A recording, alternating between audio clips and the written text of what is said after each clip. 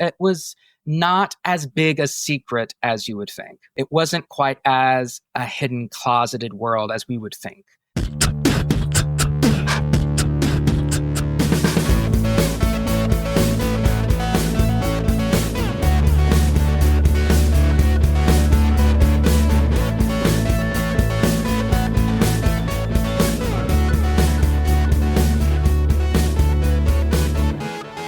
Hello, my LGBTQTs, and welcome back to another episode of A Jaded Gay. I'm Rob Lovelace, and today I am a jaded gay because my neighbor's smoke detector, I guess the battery is low, so it keeps chirping, and obviously me being in a row home, I can hear into their house and hear the chirping. They actually moved out. They were renting that house like a couple weeks ago, so nobody's living there, and literally for the past week, it's just been chirping nonstop. And the guy who owns the place keeps coming in and he has workers coming in the house and doing this and that. But I guess none of them have decided to change the batteries in the smoke detector. And today I even knocked on the door because I saw somebody was in there to ask if they could do that, and no answer. So I'm going to try again today after the podcast recording to see if we can do that, because literally anytime there's silence in my house, I just hear the chirping and it feels like I'm in an Edgar Allan Poe novel. Like I'm going to just lose my mind from it. Ugh. But anyway, from chirping smoke detectors to roaring 20s, today we have a very special guest joining us to talk about a really interesting topic. So previously we talked about the mafia's involvement in the Stonewall Inn and how the mafia in New York City owned quite a few gay bars. But you may not realize that the history of gay establishments goes even further back than the 60s. So we're going to get into it today, but before we do, let's pull our tarot card.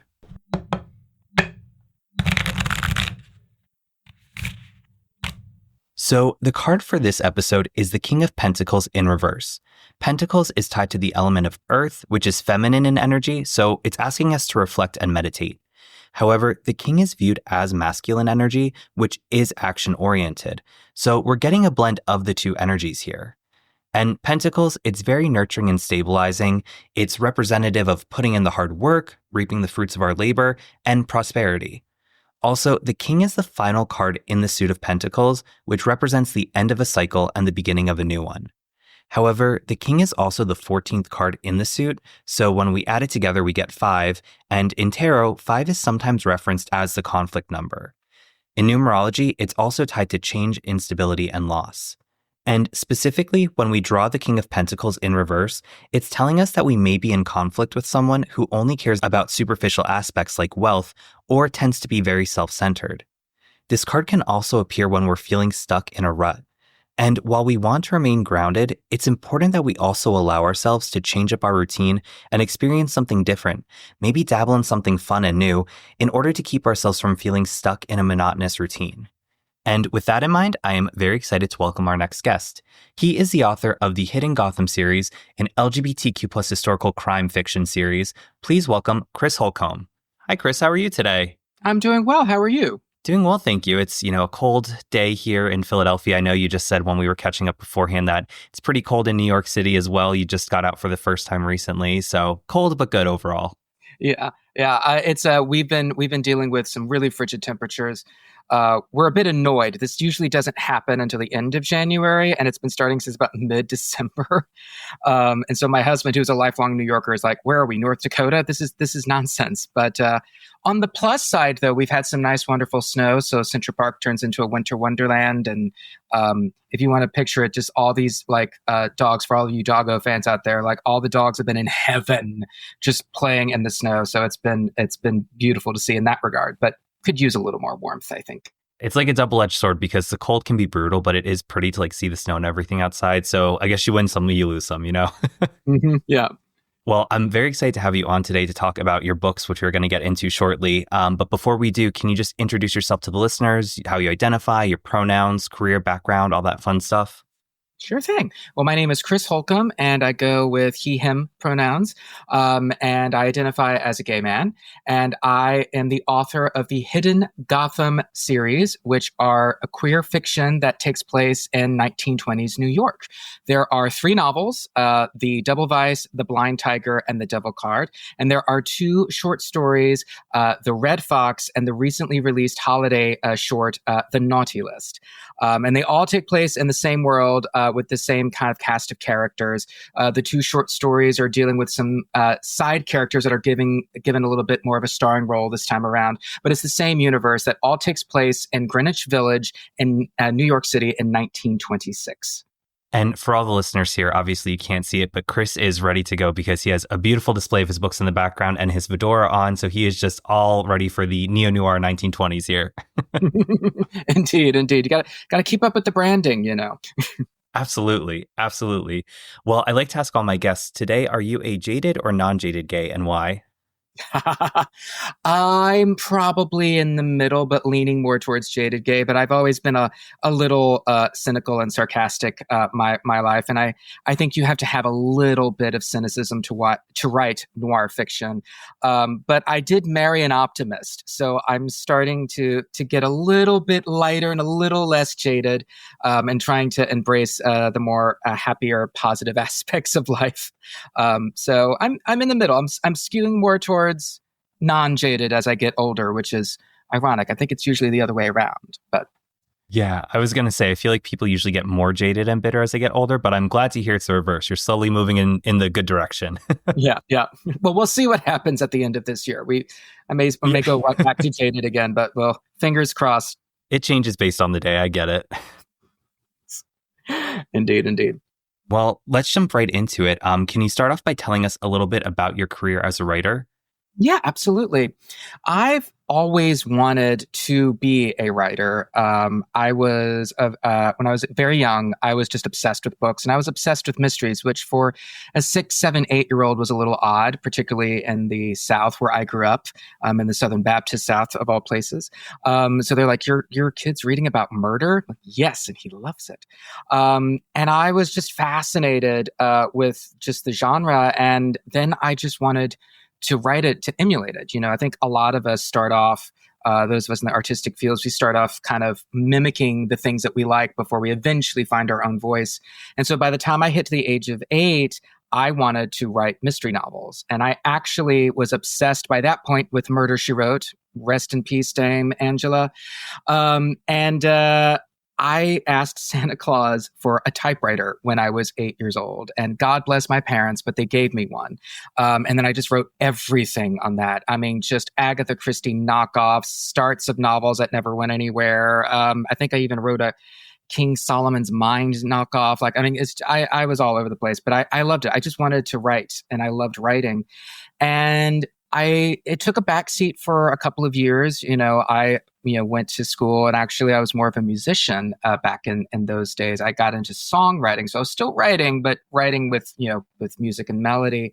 Went to Berklee College of Music in Boston, and then went out to LA, went into Nashville, did that for a long period of time.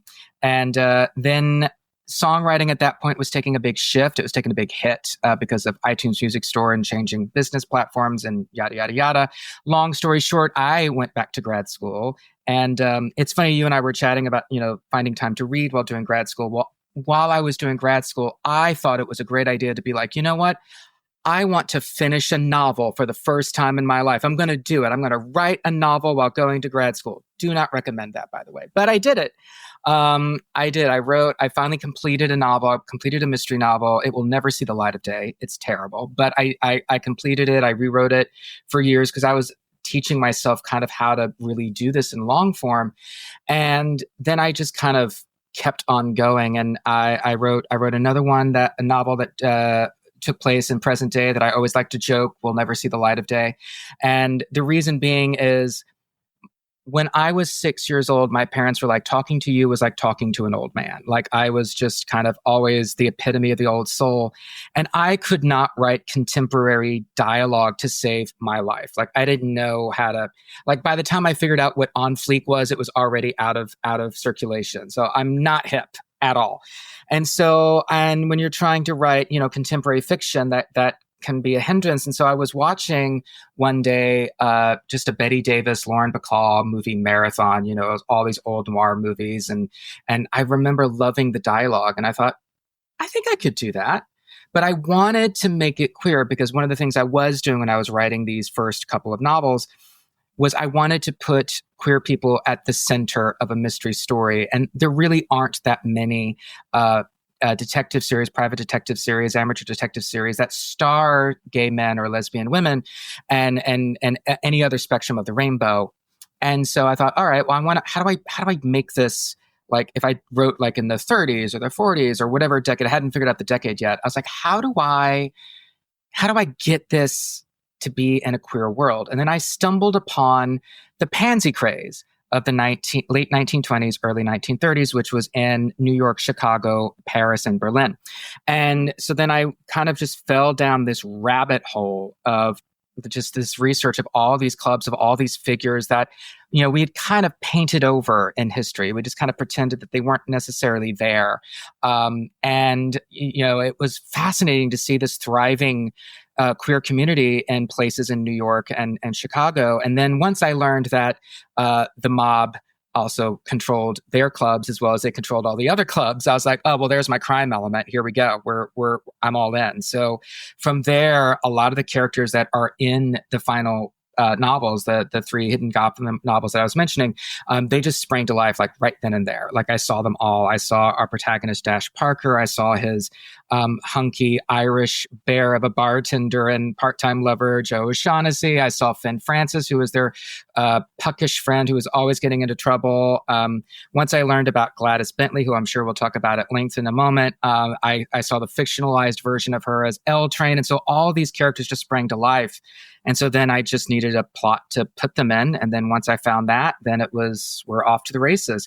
So the first Hidden Gotham novel was published in the thick of the pandemic in March of 2021. That was quickly followed by The Blind Tiger, the second book, which was released on 2/22/22, because I'm cheeky that way.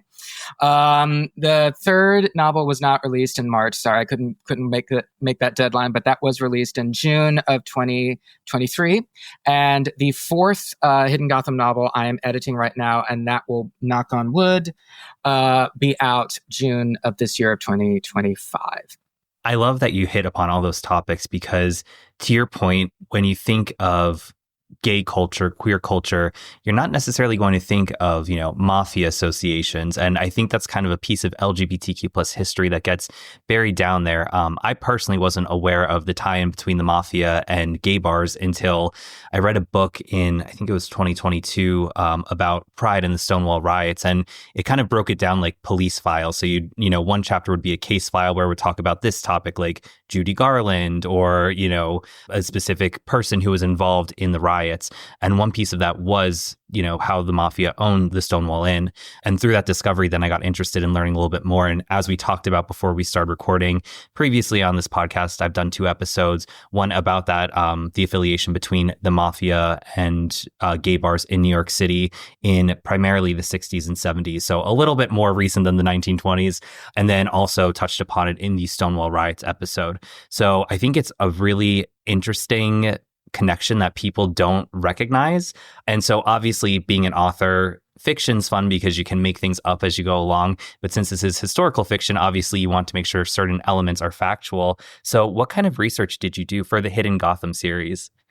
Yeah, I did a lot because I funny story. I never really read historical fiction until I started writing it. So I really didn't quite know what I was getting into. And I resisted it for a while because I was justifiably intimidated by it, because there's so many things that we take for granted that, are like modern day, like, appliances or just modern day kind of everyday life flows, I guess, that, we have to think that is not necessarily the case in like something like, say, like the 1920s. Like I had to do research, like, did buildings have buzzers? Did everyone have a telephone? Which they didn't. So you kind of look at these, common things that can kind of trip you up. And I was like, oh, I don't know if I'm going to be able to do it. But I did find a great set of resources and a great set of books, which I do reference a lot of these materials at the end of each of the novels and the acknowledgments. So George Chauncey's Gay New York, 1880 to 1940 was a seminal work that I used a lot. He really did a lot of research just showing how the gay male world kind of how it gravitated into Greenwich Village, where it kind of came from.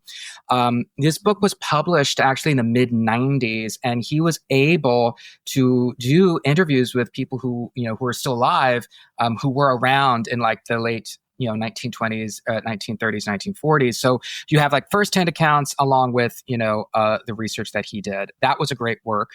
There was another fantastic book by a man named James Frank Wilson, and he wrote a book called Pansies, Bull Daggers, and Chocolate Babies, and it was all around queer Harlem, and it was centered around the performance world of queer Harlem. So we started to talk about Ma Rainey and Bessie Smith and Ethel Waters, and of course Gladys Bentley, and those two kind of started to really paint a great picture of the different parts of Manhattan. So for those who are not familiar with Manhattan, Manhattan it's a very tiny island, but it's a very dense island, and there's pockets and there's neighborhoods everywhere. And it's always been that way. And so, one part of Manhattan can feel completely different than the other half, and neighborhoods have their own histories and whatnot. But I started with those two books, and then I found just a bunch of other sources. There was a great book which was less about the queer world and just more about New York history. It was called The Poisoner's Handbook by Deborah Bloom. And I got to learn all about Charles Norris, who was one of the city's first medical examiners that actually created the processes that we now follow in forensic crime medicine. Before that kicked in, medical examiners were basically paid by the body. So they didn't really care how people died. They just processed them and got paid. He was the one who was like, wait a minute, you're saying that this victim was stabbed, but he fell out a window. So he was the one who started to come up with, along with his lab partner, Alexander Gettler, they kind of came up with this whole kind of crime solving process about trying to figure out what was happening. And of course, all the poisons that were happening during the day. Arsenic was big. Anyone who's read Agatha Christie knows that arsenic and cyanide were very big in the 1920s as a murder weapon. And then just, I use the New York Times archives. I can go all the way back to like the 1800s. There's also the New Yorker archives. My protagonist, Dash Parker, he comes from a very upper class background before he was, cast out because of his homosexuality. And so I used the New Yorker to really infuse a lot of his personality and what he's interested in. And the New Yorker archives scanned all of their magazines and digitize them. So I can page through it. So I can get to see all of the advertisements, all of the letters to the editor about what people were complaining about. Spoiler alert, it has not changed. Everyone's complaining in the 1920s about how expensive New York is, how none of the subways work, and how, rich people get it easy and everyone else is getting screwed. This has not changed in 100 years. So it's just fun to kind of see that, and then just to see kind of what the op-eds were written about at the time. And one of the things that I really try hard to do, speaking of research, is I only research as much as I need for the story that I'm writing. And that's for a couple of reasons. One is just for time. I'm also working full time, so I don't have, all of the free time to really devote to just getting lost in research. But the other thing is I don't want to know more than what my characters would know at the time when it happens. So even if we know later, like a month later, like say if I reference a trial case or an event and we think this is the cause of the event, and then, we learn with historical hindsight that something else caused it, I'm not going to correct it because that's what they know. And so I'm trying to keep it, even though it's in the past, as present as possible. So that way we don't have any what I like to call kind of cute winks at the audience. Like, well, we know how this is really going to turn out. Wink, wink, nudge, nudge. I don't do that. So, and that kind of is really nice because I get to just experience kind of what my characters would experience as if I were living back then. Like, well, this is what they said the cause of the accident was. So, and let's debate it and what have you. So, but it's very, very extensive. I also had to research a lot of slang dictionaries to try to figure out what was some of the slang that people used. I looked up queer slang to see kind of what coded language there was. And some of this, is documented. Some of this is, probably word of mouth. And so, the decisions that I kind of have to make is like, well, what's going to be an extrapolation? Because when we talk about, in particular, queer history, a lot of it's incomplete. right? It was either destroyed or it was sanitized or it was completely kicked over. So you take the pieces and the morsels that we have. And then since I'm writing fiction, I can go, well, I can assume that human beings being human beings, that we could extend it or extrapolate it into this direction. But it's a fair amount. And I have a lot of trouble actually fitting a lot of it into a singular book. In fact, actually, someone said to me once, when you do research, you use 10% of it in a novel, 90% gets cut, which is true. And I have actually had to cut entire plot lines out of some of these novels because there was just so much richness to work with, but they were competing. So actually an entire plot line that was in the first book is actually the fourth book. An entire plot line that was in the second book went into the third book. And an entire plot line in the third book is probably going to get kicked into like the fifth book. So I don't have a shortage of material to work with. There's just simply so much, and it's so fascinating, and it's so funny in places, and it's so heartbreaking in other places, and it's and frightening because there's a lot of overlap with what happened then. That's what's happening now. So history may not necessarily repeat, but it is rhyming a lot. Well, clearly you've done your homework for putting these books together, and it looks like you have a lot of great work to show for it. And you mentioned that your main character, Dash Parker, was cast out due to his sexuality. So can you tell us about how LGBTQ plus people were treated during this time? Absolutely. So it's interesting. I went into this research and went into this time period thinking very much the narrative that we kind of have, which was the LGBTQ plus community was mostly in the closet. They were heavily policed. They were heavily harassed. And then, and then we had Stonewall, and then we all busted out of the closet. And then, now we're known and we're seen. That's not necessarily true. The closet as we know it and understand it was really a late 1940s, 1950s construct. Past World War II, there was a huge push for strict gender norms and a huge push for normalcy. It also coincided with the Red Scare and McCarthyism. There was a lavender scare that was wrapped into that, and that forced kind of what we know as the closet into kind of existence. When you go back earlier, it's not to say that it was accepted, but it was not as heavily policed or enforced as it would be what we see in like the 40s and the 50s and the early 60s. And in many cases, depending on the neighborhood and depending on the cop that was patrolling your street, it was an open secret. Now, the thing you have to understand coming into the 1920s was there were a big key events that shaped kind of the mindset of that decade, the decade that roared, the decade of ballyhoo and all of that, is first of all, there was World War I, which at that time was known as the Great War. It was known as the war to end all wars. This is, I believe, when they had the headline, the war's begun, God is dead. That's now referenced in, Elton John's Leave On song. So like everyone thought that was going to be the end of the world. And the death and the destruction that happened, it killed half of Europe's population. Like it was immense. Coming out of that, there was an influenza pandemic from 1917 to 1920. And in a weird kind of behaving in a way that most influenza viruses didn't and don't operate, it killed the very young as well as the very old. Actually, I should correct that. Not the very young as in like infants. I'm talking about like teenagers and people in their early 20s. That typically doesn't happen, right? It's like the infants and the elderly. But here you had a generation either wiped out by war or they were wiped out by influenza. So then we enter into the 20s, and we have this era of mass technological advancement. The telephone was taking off, right, as a common device. Automobiles were taken off as a modern day device. Light bulbs were now being used everywhere. We're getting rid of gas lamps.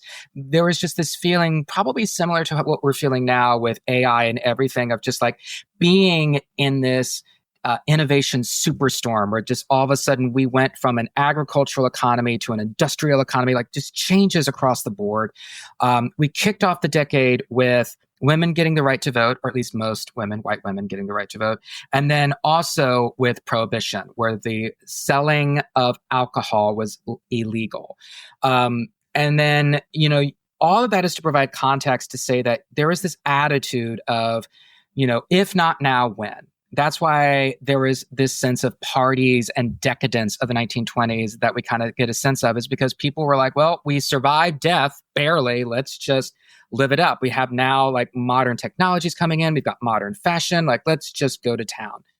But with Prohibition, a lot of that partying was driven underground, right? So that's where we have speakeasies. And speakeasies could be just someone's, back room, like in their apartment. It could be listed as speakeasy, or it could be a more formalized club. The number I have seen of the number of speakeasies operating on Manhattan Island alone were in the tens of thousands. So it was very much across the board there. But there were also open secrets. Everyone knew that everyone was drinking alcohol, and everyone knew that people were buying and selling it. And with these hidden clubs, the more taboo your club was, the more taboo of something that you could see or experience, the better. So this is when we started to see a lot of downtowners, as they were called, or white population going and exploring the Black clubs of Harlem. And then this is when we also start to see interracial mixing in clubs, which was often not the case. We also got to see women smoking cigars and drinking. Oh my gosh, how could they? Single women with a drink and a cigarette? Like, I mean, it's wild to think about, but like a woman walking down the street smoking would have been like highly taboo. And so there was this kind of curiosity around. And at that point, we had the gay community kind of creating these clubs because, we've always been good at carving out safe spaces for ourselves. And so now you have these speakeasies with protection or with hidden entrances. So, okay, we'll do that for us. We'll have lesbian clubs, we'll have gay clubs, we'll have drag clubs. And so, that world was starting to be built. Now, that to answer your first question in a very long-winded way, and I do apologize, but I am Southern. We go on tangents. But that also meant that you were at risk of the policing of just speakeasies in general, but then you were kind of at risk of also being charged with what they would call degeneracy, and that was the law of which is similar to an obscenity law at the time. So, it was policed in some areas. It was not heavily policed in other areas. There were a lot of anti-vice organizations because Prohibition was a gigantic failure. By the mid-1920s, everyone knew it. It's just a big, big failure. So you had certain organizations like the Committee of 14, which is all about the stamping out of vice. Included in vice is, of course, acts of degeneracy or acts of homosexuality. There was also, I think, the Anti-Vice League of New York was also kind of trying to target clubs and what have you. So if you were caught, you were arrested, you would be charged with an act of degeneracy. You'd probably spend a night in jail, and then that would probably be about the end of it. Depending on the judge, you might have to do a year or two in a work yard, which is kind of a work prison. But I think it all depended on how much money you had, so privilege played a role, and then which beat cop got paid off to look the other way. But, at the same time, we also had some really interesting things where performance was not as policed, not until later, and I'll get into that in a moment. But like, for example, we had on Broadway stages a performer known as Barbette, who now has a documentary out. I highly suggest everyone see it. Barbette was a drag performer that performed on Broadway as an aerialist. And he was from Austin, Texas, and he created this persona where get all glammed up. And so then he would become she with ostrich feathers and spangles and the whole bit, come out, strip down to like a leotard, and then do the rings and the trapeze. And everyone was like losing their mind, completely made up, then would land, then would take off their wig and completely change the mannerisms to more masculine mannerisms and then walk off the stage that way. And it blew people's minds at that point. And this is about 1924, 1925, and was playing to 3,000, 4,000, 5,000 people a night, took the act to London, took the act to Paris and Berlin. And so you would have performers on stage who were, in drag queens, drag kings. You would have queer content on stage at the time too. And those weren't necessarily arrested, not until Mae West. Mae West kind of screwed it up for everybody, but I can say that as a separate story. But all that's to say is, It was there. It was somewhat in the open. It all depended on which neighborhood you were in, which cop came across, where you were, and just kind of the tolerance of your neighbors. But it was not as big a secret as you would think. Maybe I'll sum it up with that. It wasn't quite as a hidden, closeted world as we would think. And I know you said that a lot of the speakeasies were kind of an open secret. So with that in mind, how did patrons typically find out about and gain access to specifically the LGBTQ plus speakeasies? Yeah, so a lot of that will be word of mouth, obviously. It's not necessarily something that's going to be published per se, but there were a couple of maps that you could buy. I actually have one map that shows it's not specific to just LGBTQ plus speakeasies, but just to all the clubs and who you could find where in Harlem. One of which was a queer speakeasy, the Clam House, which is where Gladys Bentley performed. And I actually have a drawing of her in like a man's tuxedo and top hat and tails, which is what she performed in. And so a lot of it would be word of mouth. Some of the speakeasies, you would have secret knocks that you would have to give on doors. Sometimes you'd have secret words that you would have to say. Sometimes you'd have to be invited by one of the regular patrons if they were a bit more exclusive. But it's just it's kind of like before the internet. If we could think back to before the internet, for those of us who are elder millennials like myself, there was a time when you would talk to people like, "Hey, what's the hottest club that you've been to?" And someone would answer you, and that's kind of how it worked back then. Especially if you're looking at a neighborhood like, say, Greenwich Village, which is Bohemia, which is where all the artists and the weirdos, and I use that term affectionately, would be, they would share information all the time. So it was a lot of word of mouth. Very little of it was likely written down for obvious reasons. Now, this is not related to just LGBTQ plus, although I think she did recommend a few clubs that fell into that category. But there was a New Yorker writer. Her name was Lois Long.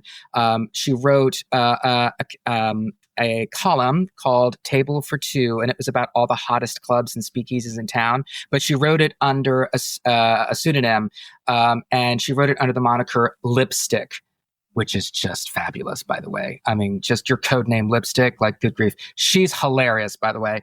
I'm gonna work her into a novel at some point. She's actually one of the ones that got cleaved out of book 2. That's probably going to end up in book 5. But she was hired to go and find all the clubs. And so she would go up to Harlem, she'd go to Times Square, she'd go down to the Village, and she'd go and find these, and she would write about them, about how to find them, what's at the club, what kind of band, what kind of drinks, and all of that. And it's published in the New Yorker. So if she ran into your circle, most likely she'd probably write about the club, and you'd learn about it that way. And what were some of those queer codes or languages used to identify other gay men that you referenced? Yeah, so that's a bit trickier because I found a couple of queer slang, and I'm trying to figure out if it was used to identify. One thing I did learn from George Chauncey's book was, and it's interesting. How sometimes we gay men will refer to each other as she and her. That came about because if you were in a public place and you were talking about your significant other, or you're talking about someone you were dating, you'd have to basically pronoun switch if you didn't think that you were in a safe space. And then it just kind of stuck over time. So then it was like she and her, and what's happening with her, honey? What's going on? But I think there was, in some cases, there was clothing would be how you would identify one another. Now, in the 20s, and it's hard to picture because everything we have is in black and white, but the clothing in the 20s was actually extremely colorful. Someone said to me, it actually looks more like the film Dick Tracy. If you've ever seen Dick Tracy, it was like 1990. It was the only successful film Madonna was in, next to Desperately Seeking Susan. No offense to Madge, but, let's be real. And it had Warren Beatty and everything, and it was very bright greens, bright yellows, bright blues, and what have you. And that was true back in the day. And, you could have it be just a tinge brighter. You could have like, a certain color handkerchief in some cases.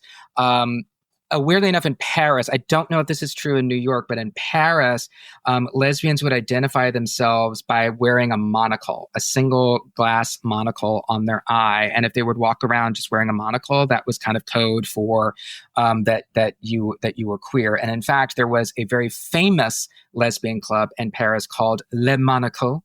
And there's pictures of it on the internet that you can find. The structure actually is still there. It's an empty building. Someone needs to buy it and refurbish it because the doorway is round like a monocle that you would enter into. So there were little things like that that you could kind of indicate if someone was playing on your side of the sexual spectrum. I do know for certain that the term for dropping those hints or giving those clues was known as dropping pins, as in dropping hairpins, and seeing if someone was going to pick up your hairpin, then that probably means they were picking up what you were putting down.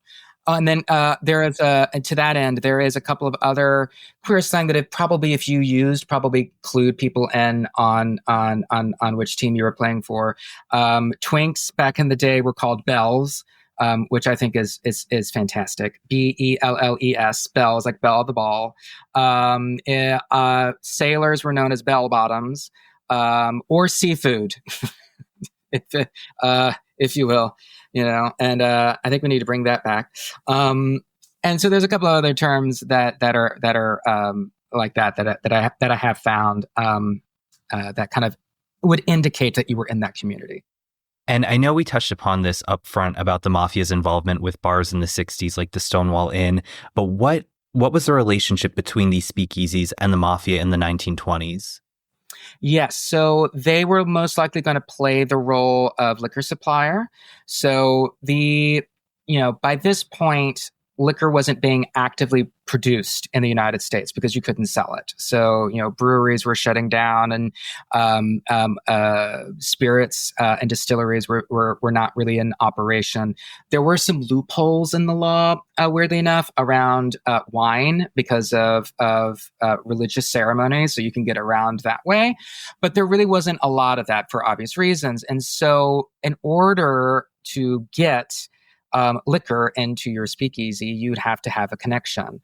And that's where the mob really grew, as they became kind of that supplier. They would find ways to either, sell you the alcohol or find ways to get what they would call the real McCoy. So they would have rum runners coming up from the Caribbean to get rum into the city.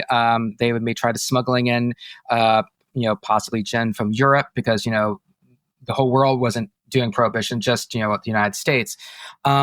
And so you would have a contract with them about, supplying that liquor.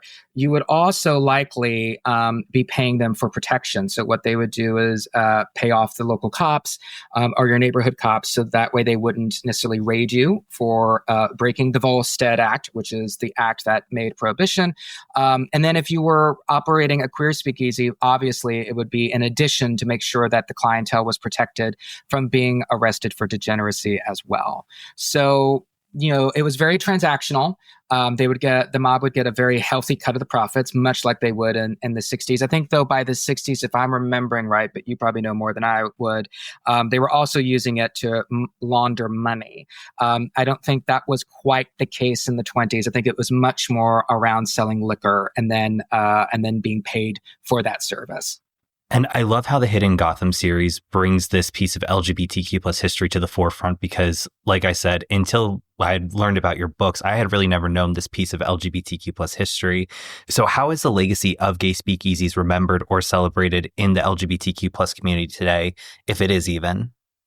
Right. Well, it's funny. I think most people's reactions are your reactions, because it was my reaction as well when I was beginning this journey. It's just not very well known. When I start to talk to people about, like, for instance, people like Barbette or people like Gladys Bentley, their eyes get really big and they just go, "No way, that couldn't be real." I'm like, "Oh, but it is." And I think it's one of those things where, because of in particular, as we get later into the 20th century, when we get to like the 1940s, 1950s, a lot of queer history by that point was pretty much covered up. And there was, in the 20s, there was very much a war between what I like to call the moralists, but they're basically the social conservatives, and those who are more like the progressives, and it has not changed. This has always been throughout U.S. history. It's always been throughout human history. But in the 1920s, you see this because we see some great advancements. Women are moving into the city and having jobs. They're not paid like men, but they are able to work, which was a relatively new phenomenon. Dating was a new thing. We forget this, but prior to the 1900s, America's culture, social structure looked very much like Victorian England's. Your parents basically, set you up with the boy or girl at the farm next door so they could grow the farms together, and then all that, and everything was very much under the guise of parents' eyes. But then you have the telephone. You could have secret conversations. Then you had the motor car. You could go and drive to a secret location. So then, you had all of these, kind of advancements that were changing culture at the time. And so there was this push at the time, driven by technology, driven by urbanization and whatnot, to really kind of move society forward. The 20s really thought of themselves as very modern. Fashion was very modern. Women being able to smoke and drink was considered by many to be very modern. And yet you had a sizable population that was like, no, we don't want this. And so there was kind of this war between the progressives and the conservatives. And then when the Depression happened, with the stock market crash, actually there were several crashes in 1929 going into 1930, and then that led to a permanent recession, a decade-long recession. The conservatives won out. And so then they just kind of took over, because when people are worried about, where their next meal is going to come from, they don't really care about progressive ideals. So a lot of that history got painted over. But what I am thrilled to see is that history is coming back. And I don't know if it's because my algorithm knows what I'm looking up. It's hard to tell in this modern day age about what's really a trend and what's just your algorithm. But I am seeing more and more articles written and a lot more posts about a lot of these key historical figures back in the 1920s. And so, for example, this is where I get to lean into my music education a bit. So the 1920s was also the birth of the blues and jazz music, which is the foundation for all the music that we listen to today. So whether that is hip hop, pop, rock and roll, country, it all comes from this. And so a lot of the musical dynamos that were really driving this were actually in the queer community. You have Ma Rainey. Ma Rainey was known as the mother of the blues. She was from Chicago. She kind of came about in the tent circuit, what they would call, where you would go, they would pitch a stage, and they would perform all around the country. And she was known to have several girlfriends at the time. In fact, Viola Davis plays Ma Rainey in a fantastic movie, which I think is Chadwick Boseman's last film, Ma Rainey's Black Bottom, which is about the seminal recording of that hit song. That was her biggest hit song. But she was queer. She actually wrote a song called Prove It On Me, which is about escaping a lesbian bar raid, and said, yes, I do it. Ain't nobody caught me, because you got to prove it on me. And has lines like, I was with a crowd of people. It must have been women, because I don't like no men. So you have that. That's on record, literally on a record. That was there. She also mentored someone that you might be more familiar with, known as Bessie Smith, otherwise known as the Empress of the Blues. She was definitely on the queer spectrum. Had several girlfriends at the time. I think we don't really know if she dated Ma Rainey, but there's some evidence is just possibly there. But she was definitely on the queer spectrum. We also have Lucille Bogan, a little less known, but she actually recorded a song in 1935 called BD Women, which is short for Bull Dagger Women, which is the precursor to Bull Dyke. And it was a whole song about being a lesbian woman. And that's also recorded. So you have like these three just just quick examples of how in music and in art, how open they were about their lesbianism, and everyone knew it, actually. So you have those figures. You have Gladys Bentley, who was the most famous queer performer in Harlem during the Harlem Renaissance. In fact, Langston Hughes wrote just paragraphs about her because he loved her so much, like just was blown away. She played piano. She was a very masculine presenting woman who would perform in a men's tuxedo, top hat, cane, tails, the whole bit. She would vulgarize popular songs.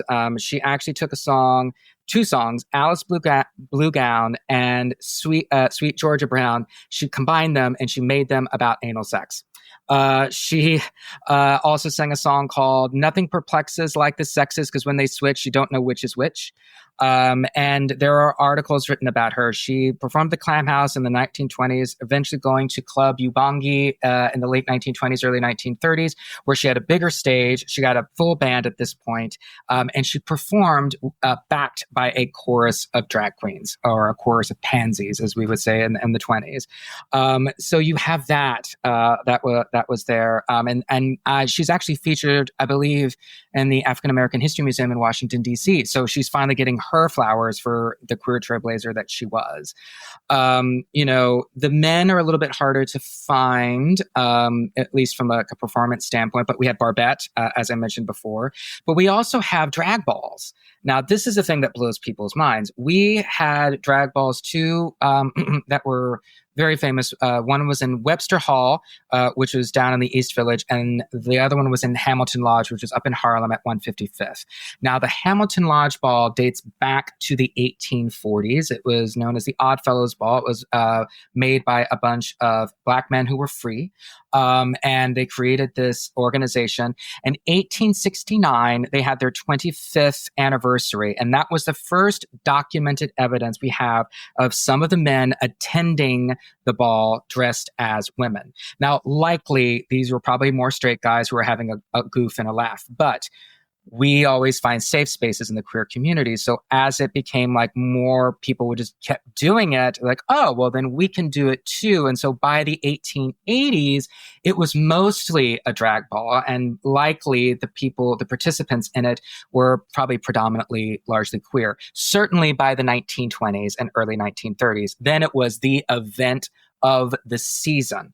It was now known as the Pansies Ball at this point, and it drew thousands of people. In fact, the Queens made a deal with the funeral parlor owners in the town, in the neighborhood in Harlem, to borrow their hearses so that way they could pull up in limousines. And they had their own kind of like red carpet that they would walk down. And the only time the Hamilton Lodge was padlocked by the police was because it was at such capacity that it was considered a major safety hazard. So that was the only time they actually locked the doors, because they paid off the cops, and the cops were like, whatever, I don't care. But there's actually some photographs of some queens in the late 1920s, early 1930s that you can see. So ball culture was already established by the 1920s. We're starting to now understand, we're starting to kind of appreciate this. And I think it's good, especially as we are coming into a period, not to get too political, but there is now a push to really silence this history, silence visibility, even in contemporary, much less in historical fashion. So I definitely feel more of a fire now to tell people who may not be aware, who may be surprised about our history in this decade, be like, oh, yes, no, we've always been here. And we've always been fabulous. And we've always driven culture. In fact, something that will probably blow most people's minds is Mae West, that little troublemaker I mentioned before. She wrote a play in 1927 called The Drag. Now, Mae West was on Broadway at this point in 1926 in a play called Sex, which was about essentially a sex worker. And she would go after hours to all these clubs, and she was meeting all these, LGBTQ plus people and, drag queens. And in fact, she has been recorded as saying she stole her act from drag queens down in the Bowery in the early 1900s. So, which makes sense. If you see her act, you're like, yep, that's pretty much a gay man, but she's a woman. And so she wrote down all the things the queens were saying, and she made this play called The Drag. She held the auditions in the spring of 1927 in Greenwich Village. Reportedly, over 3,000 men showed up to audition for it. And it did its preview run in Massachusetts, sold out. Connecticut, sold out. New Jersey, sold out. It was going to come to New York, and it was going to go to Broadway. At this point, the social nannies, as I like to call them, were aghast that this play was going to go to Broadway. They're like, we cannot have a play about gay men and drag queens on Broadway. So New York and New Jersey actually worked together for once. And New Jersey shut down after one performance of the drag and arrested all of the cast for obscenity. They shut down in New York. New Yorkers shut down Mae West's Sex. Even though it had run for over 300 performances, no problem. They shut that down, locked her up for obscenity for 10 days. And then after that, they created what is known as the padlock laws, which is any theater that has any homosexual content at all, however coded, that theater could be shut down and a lock will be put on the door, i.e. a padlock. So the padlock laws. And so that was in reaction to Mae West. At that point, there was also a play, a lesbian play on Broadway at that time running as well called The Captive. So Mae West kind of caused a big stir to try to clean up, Broadway stages. The only thing that happened was then all the queer content moved north to Harlem because it was less policed because the anti-vice organizations didn't want to go there, which is one of the reasons why when you read the books, the Hidden Gotham novels, there are Harlem characters, and we do go to Harlem because the Harlem community and the white queer community were actually inextricably linked at that point, because it was one, they had one thing in common, which was that the majority of society didn't really want them around. But the other bit was that then they were creating safe spaces for themselves that also then kind of turned into safe spaces for each other. And so it's just very fascinating. But I'm hoping to push more knowledge and expand the impact of queer speakeasies from the 20s and those historical figures, because I think they should be known and they should be celebrated for breaking a lot of boundaries back then. You mentioned that a lot of LGBTQ plus history prior to the 1950s tended to be kind of lost, so to speak, pushed away, silenced, and that you fear that we're swinging backwards in the current political landscape. So with that in mind, what do you hope readers get from the Hidden Gotham series? Yeah, I think what they'll get is, I think, hopefully a sense of excitement around the fact that there was this kind of thriving community, that isn't the trope that we've all seen ad nauseum to death, which is, the silently suffering queer person. The fact that there are people back then who were perfectly comfortable and content with themselves. Gladys Bentley, I mentioned before, like in one of the several interviews that she gave to the press, and she loved to play with the press. She said, I've just always felt more comfortable and, boys' clothes when I was a kid. That just felt natural to me. In fact, in George Chauncey's book, 1880 to 1940 Gay Male in New York, one person went down to the Bowery where there were drag queens and interviewed one of the reporters for the New York Times. And that drag queen was saying, I don't know what to tell you. Like, I've always kind of been this way, essentially kind of saying born this way, over 100 years before Gaga put it into a song.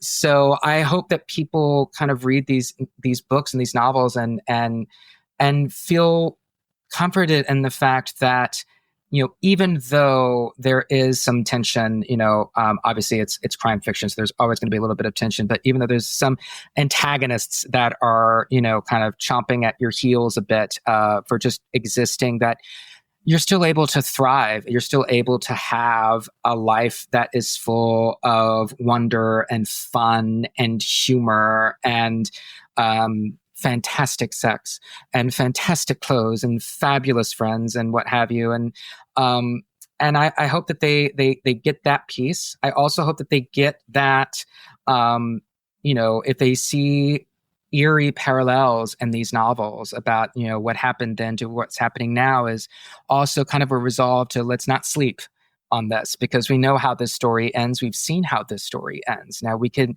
go through it again, or we could not. And I think that's something that I hope that is kind of another feeling that I hope that they get from reading these books is like let's not go down this road. Let's not have to have secret knocks again.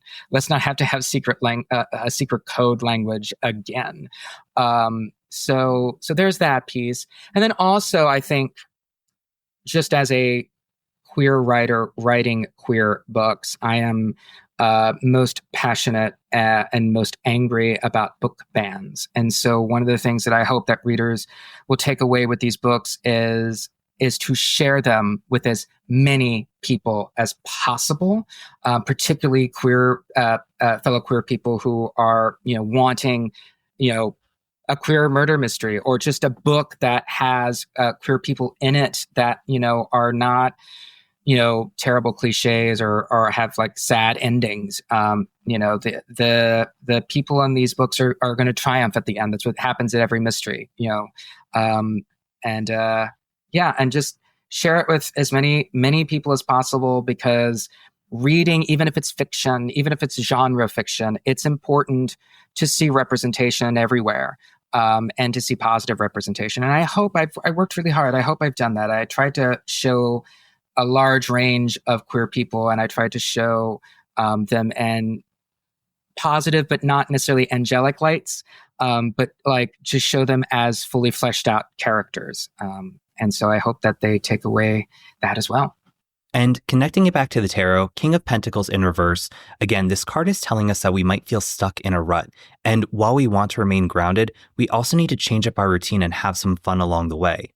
And like Chris talked about today, the Roaring 20s came about because so many people had undergone so many challenges in the years previously from war and disease that they thought, if now when, let's have some time and party it up and celebrate. And I think that's a theme we can relate to now as gay men. The past year in particular was very tough, I think, for LGBTQ plus people with the election and politics, and it's a scary and dark time.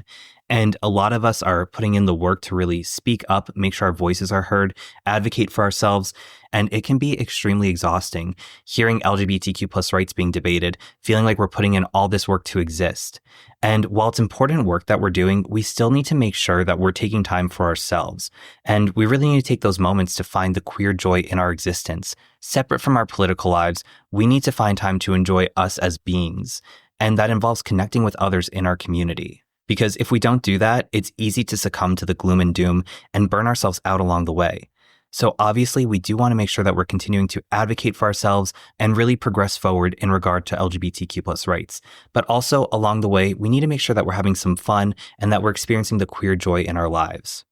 Thank you again, Chris, for coming on today. This has been super informative. I really applaud you for, one, writing is not an easy task, putting the books out there, all that. So congrats on your book series, but two, really bringing kind of a hidden gem of LGBTQ plus history to the forefront throughout your books within the Hidden Gotham series. So thank you again for coming on. Closing out this episode, can you read us an excerpt from one of the books? Sure. So I'll read an excerpt from the first Hidden Gotham novel, The Double Vice. The Double Vice introduces the queer world of New York, and in particular, the characters in the Hidden Gotham world. So here we go.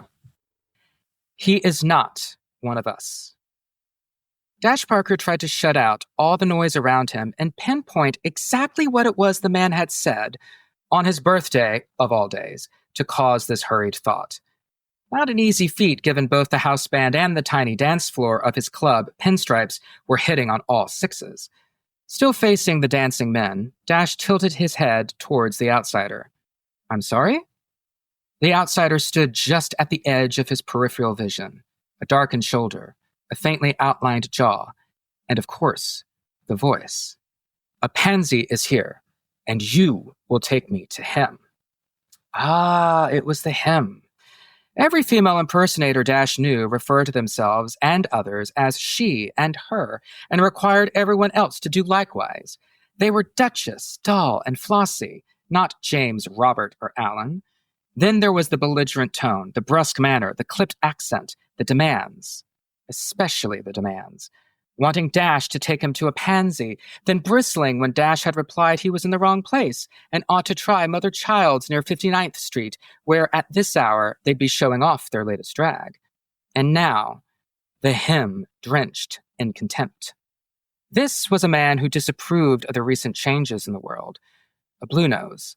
Dash pitied those who couldn't keep up, though he had to admit the world was flying through this decade, just as fast as the drummer's sticks across his snare and the dancer's feet across the floor.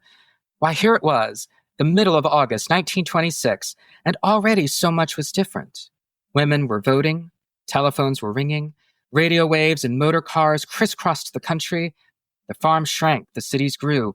Jazz was quickly becoming America's music, and secret clubs popped up to celebrate the nature of Dash and many others.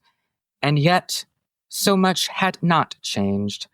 Hate for one, fear for another. This outsider represented both. That was an excerpt from The Double Vice by Chris Holcombe, the first book in the Hidden Gotham series. Chris, thank you again so much for coming on today. Can you please tell all the listeners where they can buy your books and connect with you? Absolutely. So you can buy the books at most e-retailers, so Amazon, BarnesandNoble.com. You can also request your local bookstores and your local libraries to order the print copies. They're available in paperback and ebook. The first two books, The Double Vice and The Blind Tiger, are available in audiobook. The third book, The Devil Card, will be available in audiobook likely around March or April of this year, so keep an eye out for that. If you are an audiobook fan, it is read by the incredible and multi-award-winning Joel Leslie. Joel Leslie has done over 500 LGBTQ plus books, a lot of them romance, but he really loves noir mysteries, and so he has a ball with this. He's also a master of accent and dialect, so if you love accents, he goes to town. Like there's Irish, there's Italian, there's New Yorker, it's everywhere in between. You're going to love it. He makes it very, very cinematic. There are three novels, that you can purchase. As I mentioned, there's the Double Vice, The Blind Tiger, The Devil Card. There's also two special short stories. Those three novels have Dash Parker as your hero. The Red Fox is a short story that stars the wee Finn Francis, and an action-adventure homage to early Hitchcock that's set upon a moving train. So just picture it, this very short in stature but mighty in spirit, effeminate man, and a cloche cap and a red fox fur coat on top of a train trying to outrun a bad guy. It's a lot of fun. And then also there is the special holiday short, The Naughty List, which stars our queer gangster, Nicholas Fife, who is Dash's liquor supplier. He turns into a Saint Nick of a different sort when he has to go around all of Manhattan to the clubs on his naughty list who still owe him money. So instead of leaving presents, he leaves with them. And from that, he discovers a robbery and has to follow suit. And I have fun with all the different kind of tropes around Santa Claus in terms of like, going down chimneys and sitting on laps and the whole bit. So it is a bit naughty and it's a lot of fun. You can follow me on Instagram at the Chris Holcombe. You can also follow me on Facebook at Chris Holcombe Author. Unfortunately, you likely will not be able to follow me on TikTok anymore because I think by the time this airs, it'll be gone. But now, in case there's a miracle that happens, I am also on TikTok at the Chris Holcombe. I'm also on YouTube, I believe, as the Chris Holcombe. And then the best way to really stay up to date on any of the books and any new information is with my email list.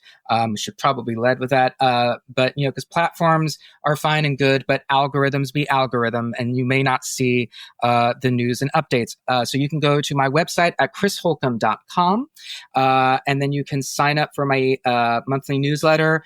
There's a couple of emails that get sent out that tell you a little bit more about me and my writing journey, and then you get like monthly updates along with any other new announcements.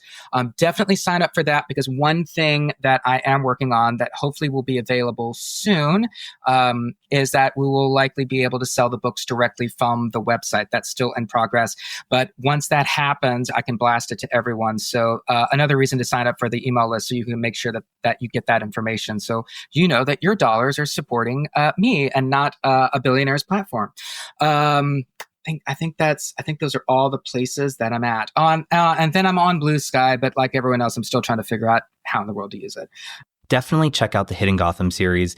I am only halfway through the first book, admittedly. I love the book, but grad school, the timing did not really align. So I've been not really reading for pleasure lately. It's mostly been just for schoolwork. But as soon as this semester ends, I plan on getting right back into it. But really, it's a great book.